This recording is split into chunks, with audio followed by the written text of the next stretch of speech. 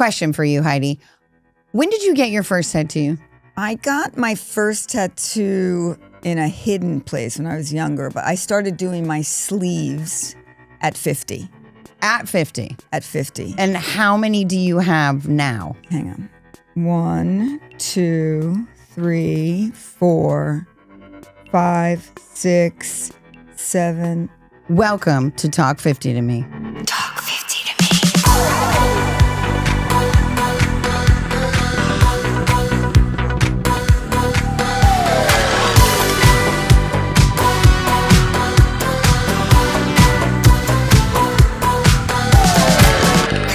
Let's do it again. 56, 97, 143. Hi, Heidi. Hi, Constance. Do you really not know how many tattoos you have? I used to count, and then I kind of lost count because I started building sleeves when I was 50. And, you know, the funny thing is, I wish I didn't have the tattoos that I got before 50 because I don't like them. And when people ask me about my tattoos all the time, I say, I think you should wait till you're older because you change so dramatically what you liked from younger to older. And I love all my tattoos at 50, but I mean, I have the equivalent of what could be a tramp stamp on my ass, which is an island that says Saint Fu, which is shut the fuck up. And I don't know that I need shut the fuck up on my ass. I mean, I need it in life, but I don't. But the story of getting my big arm tattoo at 50, I was still so not as confident as I am now. And I wanted just a very small tattoo on my arm. And he drew a really big tattoo. And I was too embarrassed to say, oh, it's too big, that I just did it. And then once I did it, I was like, well, fuck it. Now I got to get a whole bunch more. And how many would you say you do a year? I try to do at least one a year, but usually two. And my artist just freehands them. And the thing about my tattoos is I feel like they say who I am before I enter a room or as I enter a room. And I think it gives people the idea that I'm like edgier and cooler than I might be when I first meet people. So I really enjoy them. I feel like maybe that is what tattoos are, is showing who you are before you speak a little bit. You know, I think about like the tattoos that my husband has, or I think about anytime I see someone with a tattoo, whether it's like a Tasmanian devil on their,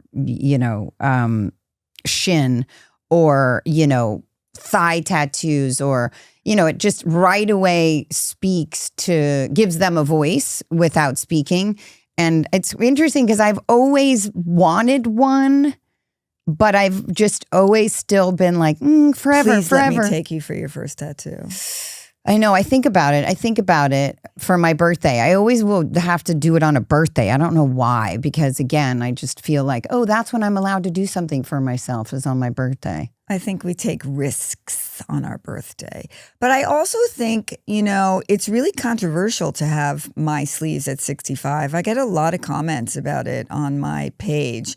And a lot of people say like, oh, wow, at least I know how my tattoos are going to look when I'm 65 because mine are so vibrant. And I say, I didn't get them till I was 50. That's why they're still so vibrant. Right. But I think that's why maybe people later in life start to get a lot more tattoos, because they actually know who they are and they know what they want on their body forever. Yeah. When you're younger, like our daughter wants to get a tattoo when she turns 18, which is happening very soon. And I'm constantly like, make good choices. Make sure it's forever. Don't put a tramp stamp on your butt that says shut the fuck up. I advise against it. I mean, I didn't get my nose ring till I was 61. Right. And the funny thing about that is nobody noticed it. No one noticed it. Everyone was like, yeah, you've always had that. Right. So the tattoos worked. Yeah. Well, you are pretty cool, though. Let's just be honest. And I think our guest today is also pretty fucking cool. And she would say that we're pretty fucking cool. So let's get into it. Our guest today has made a living making people laugh, the co-creator of Supergirl and the New Normal with Ryan Murphy. She also has over 30 producing and writing credits that include Dynasty, Glee, American Horror Story, Chuck, and Family Guy. Not too shabby. She's also the author of the very funny book, How to Fuck a Girl, with one of the best cover reviews that says, quote, "Candid, funny, and incredibly insightful. If I weren't John Stamos, I would really need this book." Brilliant. In her 50s, she continues to write and develop shows and movies, has survived a rare spinal cord injury, breast cancer, and is the best self-deprecating storyteller I have ever heard. Trust me. Please welcome the funny, candid, incredibly insightful, and way cooler than John Stamos, Ali Adler. That was really fawning and adorable. Thank you so much. Well, we love you. We're so glad to have you.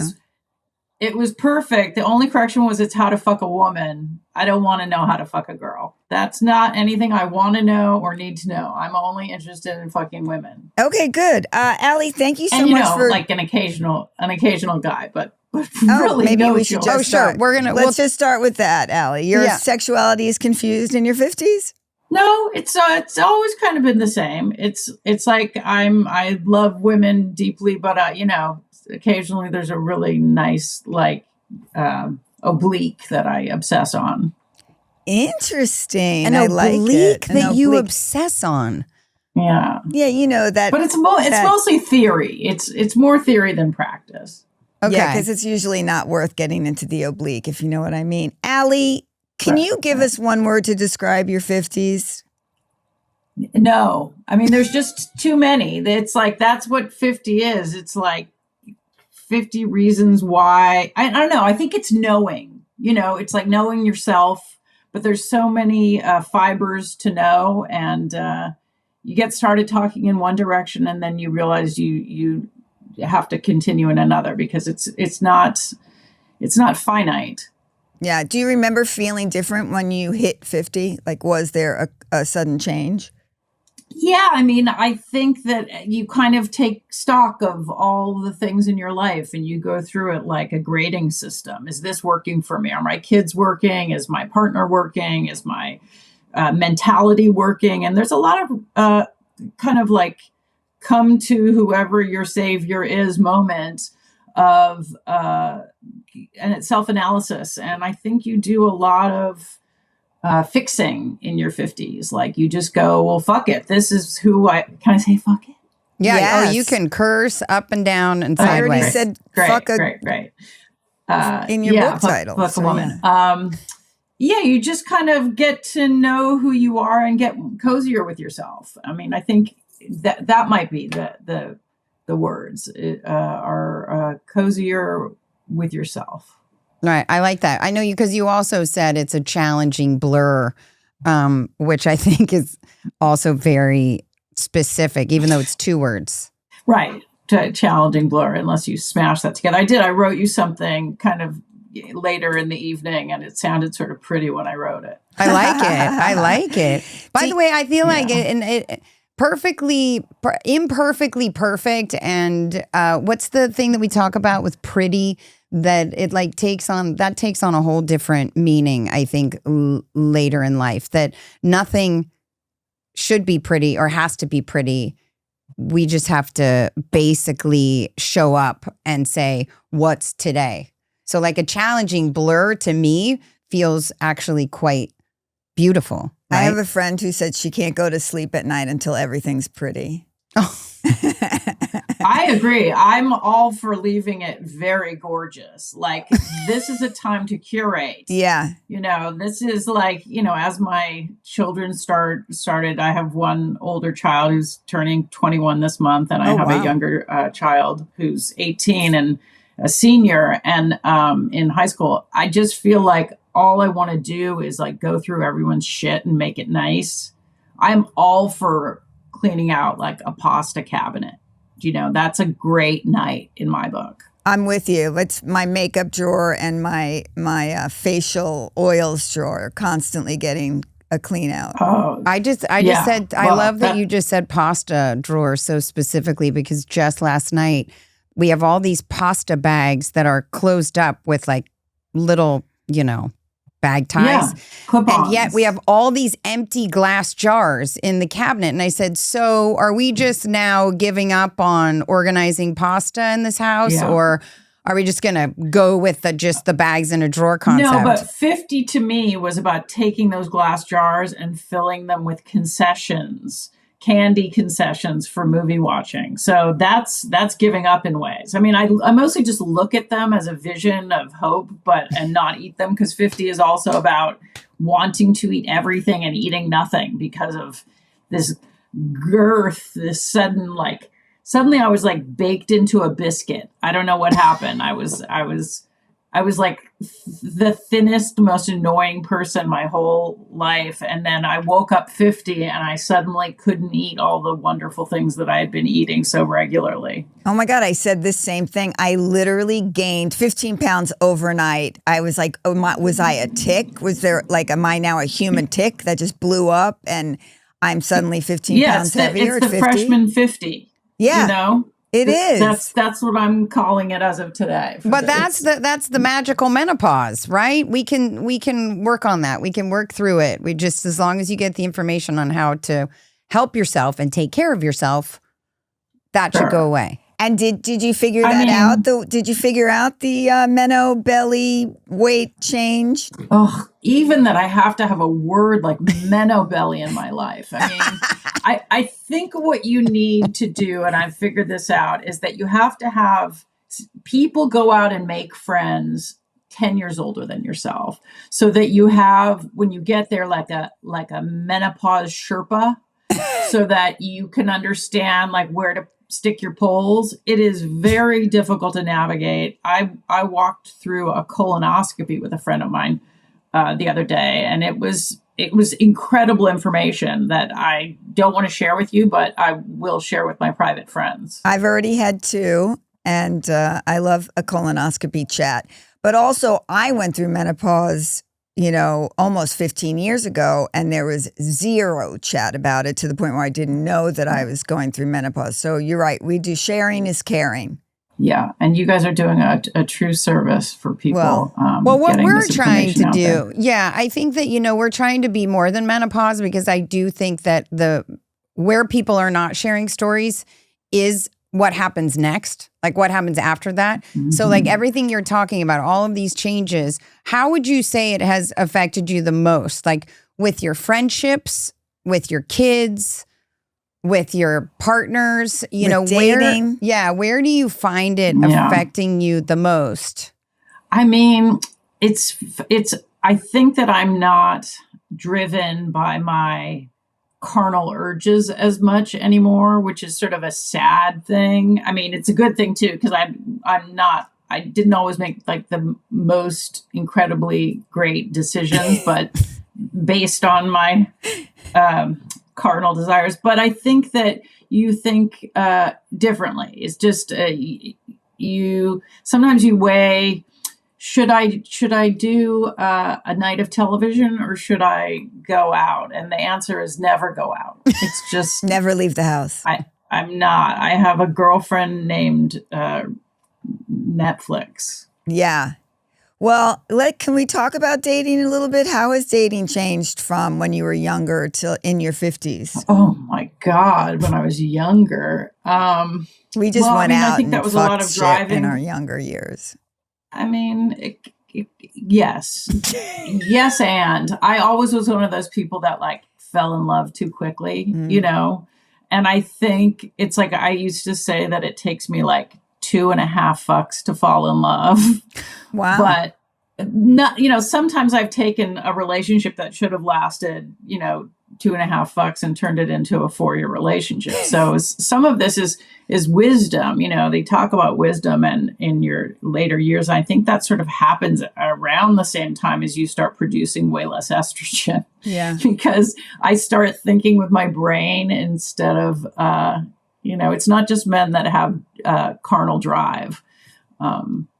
But yeah, it's I think made me a more discernible like I can discern people better. So, and also you can sort of cut things off in your 50s quicker. I've noticed, like even with friendships, right away, I Yeah. just think, oh, that's a no. We're going to just cut this one down. Yeah, I also think it's not just about carnal desire. It's the dopamine that comes with love. Like that's such an addictive thing in your youth.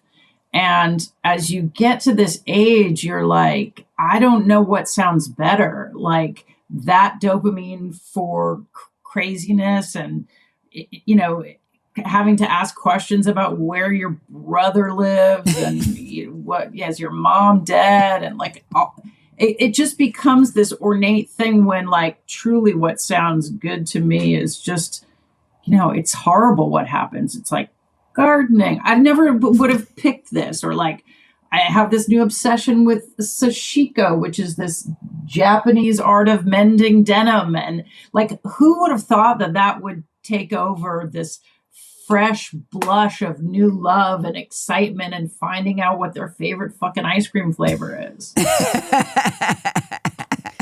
Because we've talked about this. That's an active meditation. Believe it or not, you're actually doing something really good for yourself and your brain, but you are in the doing, you are meditating because you can do it on your own. You don't have to talk to anyone. You just focus on the stitching and that becomes your meditation. You stop thinking about all those other things, which is, you said gardening. And I mean, that's what I do. I mean, all I do is garden because it's the only time that I stop and I don't talk to anyone. I don't look at anything. I just focus on what's in front of me. And I think it's helpful, and it's what we have to do in this time because we do have all of those things going on in our minds and our hearts and our bodies, right? We got to take a chill pill for a second if we can. Oh, for sure. I would say gardening has gotten stressful in California, though. Agreed. Like, I had a tomato that probably cost me $6,000 based on the water charges. I give up. Wow. Yeah. I do also think that as we get older, I haven't been in the dating game for 25 years and I do not miss any of that. And I think as we get older, the concept of romantic love that's been baked into us just starts to matter less also, to the point where we matter more. We spend so much time in our youth looking for that person who's going to please us. And I think as we get older, we please ourselves and we like our own company, Yeah. You take yourself out on a date. I mean, it sounds, it's so horrible. I guess it's baked into me, but I still hope for that great love and, have envy for my friends who've been able to hold down, this long-term historical relationship, which is still aspirational. But then I put it in praxis and it's like, get the fuck, give me my remote. What are you touching over there? So now I have a question because I don't want to eat Thai food. No, yeah. Yeah. I mean, I'll eat Japanese, but I want to make that decision. I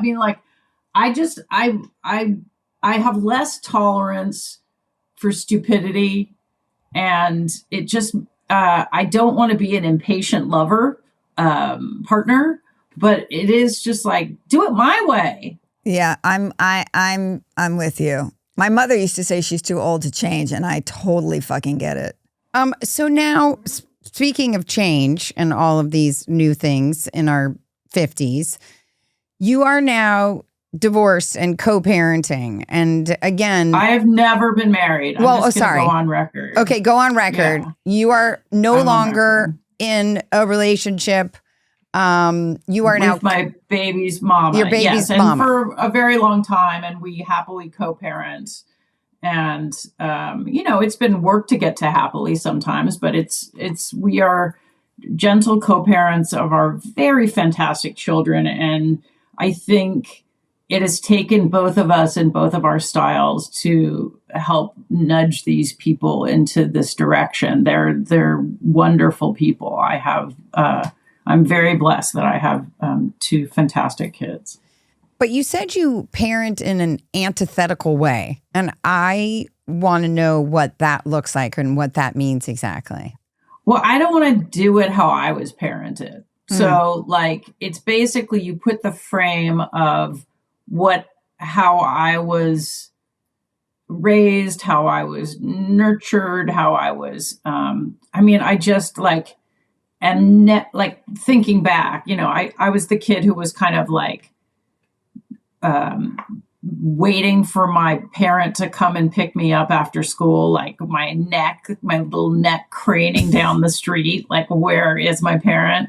And I will never be that parent. My kids make fun of me that I'm like perennially 10 minutes early, that I'm the first face always that they see, that, if mom isn't there first in the theater waiting for the, other parents to arrive, she's had a car accident. Like, I'm just exactly opposite my parents. And not that they didn't love me or do the best they can, but it just, when I think about reactions to certain situations, I definitely go, what would my parents not do?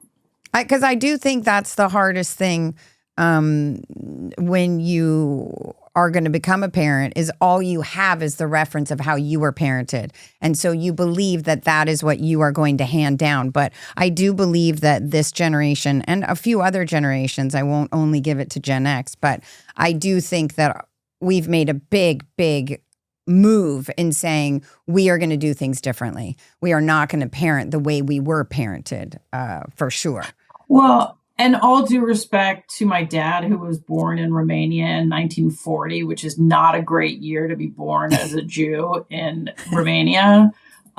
So, I lost family in Auschwitz, and like, he, I think, was very haunted by his experiences in his youth. So I give him credit for doing the best he could, and he ended up becoming a doctor and doing well for himself. But I think he wasn't always there was always fear in him, and it came out as anger, and that's just not his fault.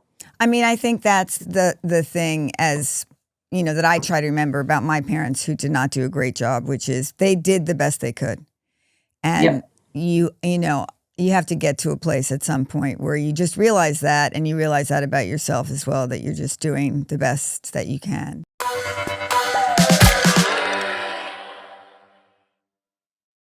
So you are a writer, among many other things, and I assume you've often been perhaps one of the only female writers in the writer's room.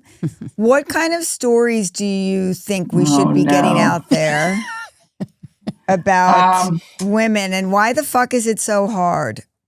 I will say that there's been a tremendous shift in the last, 10 years probably.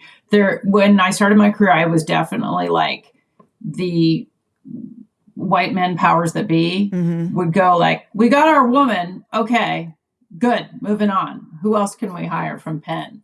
And I think that's really shifted. I think how the representation on a staff looks is incredibly different now. It's very exciting. I hope that remains. And that the people that are hiring also are female or other voiced, and it's different. But those stories that you're looking for, I think I've been the only female in a writer's room many, many times, too many times, or maybe one other lower level female. And it's challenging. It's you have to kind of be one of the guys, or you have to throw your dick on the table with everybody else.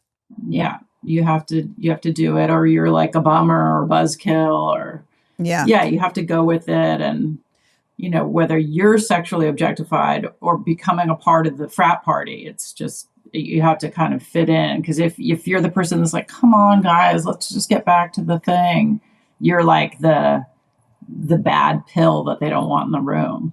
I was that bad pill, and I also sadly once told the other female writer in the room, who was crying about Hillary losing the election, that she needed to sack up and be a man.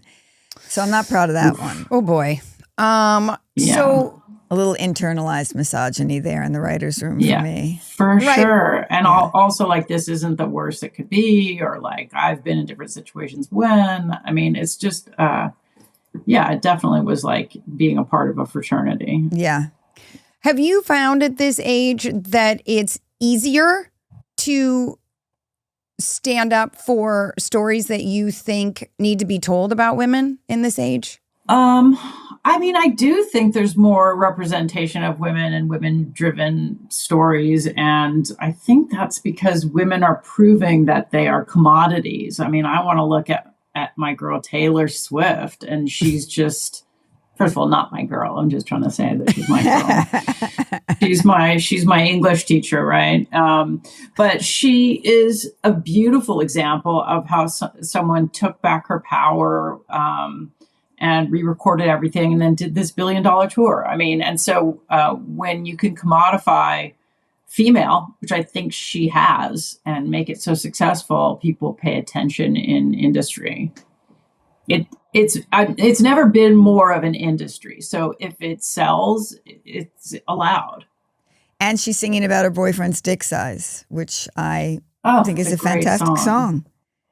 And fantastic lyrics. I'm a big fan. Yeah. Constance and I have this question that we're obsessed with because we're not lesbians. Do you think two women going through menopause together as a couple is a good thing or a bad thing? Oh my God. Well, I think it puts a whole new meaning to lesbian bed death. You know, I think that's probably a heterosexual thing too. A heterosexual bed death. After you've been with a partner for a long time, you find it less interesting to be intimate with one another, just having to find new ways and excuses to not see your partner as your sibling. I think it's more challenging in a female-female relationship. I think with anyone's sex drive decreasing, if there's not hormonal therapy, or just if you just are, I don't know, I think it absolutely is more challenging. I can't think that if someone said, let's go to the movies versus let's fuck, I don't know. It seems so good to see a movie. That's so interesting. But what about the fact that, as women, we're going through the same thing? Like, symptoms are different, understood, with menopause. But at least you can have open conversations with it. Easier? I mean, listen, I don't know. I don't always date exactly my age. I mean, you don't want to have to slip a bottle of lube in between the mattress. I think that, I don't know. I think that menopause is a very challenging thing for any person. Two together is not great. Okay. Yeah. Ali, what are you manifesting? Unless you make that your priority. But I also think there's there's this incredible industry for men who have a pill that gives them drive. So if women had a pill that made them tumescent, I feel so much empathy for heterosexuals where there's a man that has a constant erection and a woman that's veritably drying before your very eyes. So I don't understand how the two can correlate. You tell me how that works when men are busy taking these pills for erections and women have to just get fucked without the drive. Or there is a pill for women. It's called the pink pill, and a woman nobody doctor wants to take it. A female doctor made it because of exactly what you're talking about. So there is one for women. Sold one. But does it provide drive or does it just provide lubrication? Now I'm saying disgusting things. It provides drive. You didn't say moist, so it's okay. Lubrication any of these words make me sick. Well, I think I mean, listen, you can get testosterone in your HRT. When I was getting my HRT, which I just started, very post-menopause, I told my doctor to give me the lowest amount of testosterone necessary because if he gave me a libido, I would fly to New York and murder him. Do you have some advice for the next generation entering their 50s? just be okay with yourself. I mean, and they're so much better than we are. I mean, our generation is such a bunch of self-loathing, body conscious, hair phobic. Like we're just so like shame based, I think. That's how I was raised. But this generation is fantastic. They don't give a fuck if they've got like tits and ass, which is hot, and they don't care if they have hair. They're just like, they just go, here I am, accept me. I don't think I need to give the next generation any advice. I think I take from them a real love of their body and a real, I don't give a fuck attitude. I remember when I was much younger and working, I was available 24 hours a day, and I was available to work 24 hours a day. And people, younger people now are in a writer's room. They're just like, hey, it's 5:30, guys. This is getting late. I got to get home. Like they just have different boundaries. I love it. They have boundaries. I ever thought I could have. Yeah, they actually have boundaries. Okay, we have one last question. It is a surprise question, so we don't know what it is. So get ready. Here it goes. Okay. Wouldn't it be funny if we just had a random guy on the street write these questions? We did. Oh, it's fantastic. Who writes these questions? Me and Constance Heidi. and I did. All right. This is what it says. What's one thing you always say that you need to stop?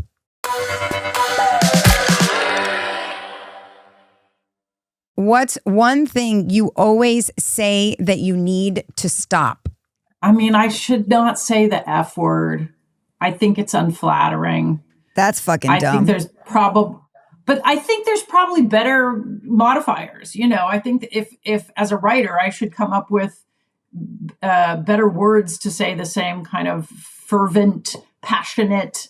But yeah, another thing I'm never going to say again is lubrication, dry. I won't even say the M word. Jesus, Heidi. I don't think life would be as fucking beautiful as it is without the word fuck. And on that note, Ali Adler, we are so happy. I'll say cunt. I just won't say fuck. Cunt is a good word, especially the way it's used now, which is like, oh my God, you're so cunt. I love it. The kids are everything. The kids are giving us all the good shit. They're Ali Adler, demystifying all our terrible words. God bless them. You are the good shit, and we are so happy that you joined us today. We're so thrilled. I'm so thrilled I got to meet you in person this late in life because I'm just never letting you go. And because we talk about you all the time behind your back about how much we fucking love you. Yeah, you're just I the love best. that. I'm going to come sit on that couch with you guys. I love this. Please do. We have plans to sell you. Please come and join us. And thank you so much. And we're going to see you soon. Thanks, Great. Ali. Can't wait. Bye, Ali. Bye.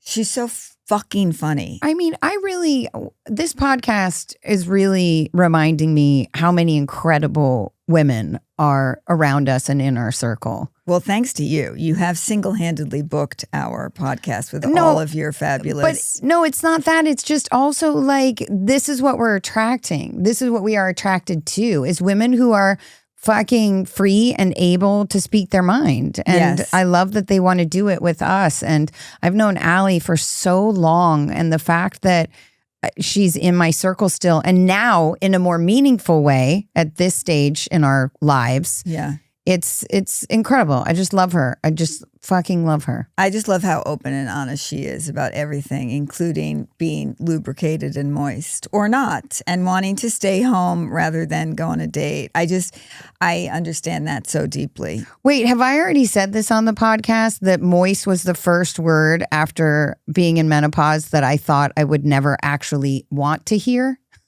It's funny because I use it all the time when I'm talking about my skincare.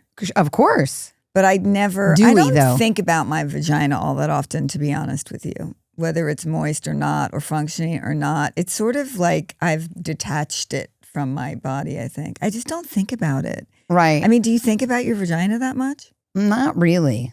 I'll be honest, not really. Like if you were married, would you even ever? I am married. Oh, right. If you weren't married. Well, that was the thing that Ali... That was a Freudian slip right there. That's the thing that the last time I saw Ali, she's like, you're just waiting for your husband to die to become a lesbian, right? And I said, maybe, Ali, just maybe. Gotta keep her on that. I gotta keep her in the group, in the loop. Okay, wait. I do have a question to go back to the top of this. What is the tattoo that you would get? I think that's my problem. I'm not set on one. I always thought I was going to get the word B, the letter B. And people would say, what is that? And I'm like, it's just B. Like, just B. That's so deep. Well, it is deep. And also, I don't want to explain my shit. So then the other tattoo I really wanted to get was Merde, which is... Oh, I love that. Yeah, that's a good one. In French. Yeah, except now my husband has it and I don't want us to now be twins. Oh. So I've got to come up with another one. Okay, well... So there you go. I haven't picked my next tattoo yet, but... No, but it's okay because now you're collecting trucker hats. So we'll have... That's a whole nother episode of how many trucker hats do you own? I haven't counted. But that is all the time that we have We do, but we do want to leave with a quote. Yes. Just because why not? And one that I chose for today is this, because it felt very suited to this episode. If they don't give you a seat at the table, bring a folding chair. And that is from Shirley Chisholm. Very apropos for the writer's room conversation. Exactly. That's my point. Well, that is all the time we have for today. If you want more TFTM, follow us on Instagram at Talk50to Me and subscribe to our email list to get Talk50to Me updates and announcements. Do you have a question? DM us on IG or email us at talk50tomepod@gmail.com. And remember to like and subscribe wherever you find your favorite podcasts, and tell a friend. So they'll tell two friends, and they'll tell two friends, and so on, and so on, and so on. See you next Tuesday. Bye now. Talk 50 to Me with Heidi Clements and Constance Zimmer is produced by Alex Beatty, recording engineer Aaliyah Walker, editing by Zaleen Hassi, music by Matt Friedman, production services provided by A4S Podcast Studios, a Talk 50 to Me LLC production distributed by the Forward Network.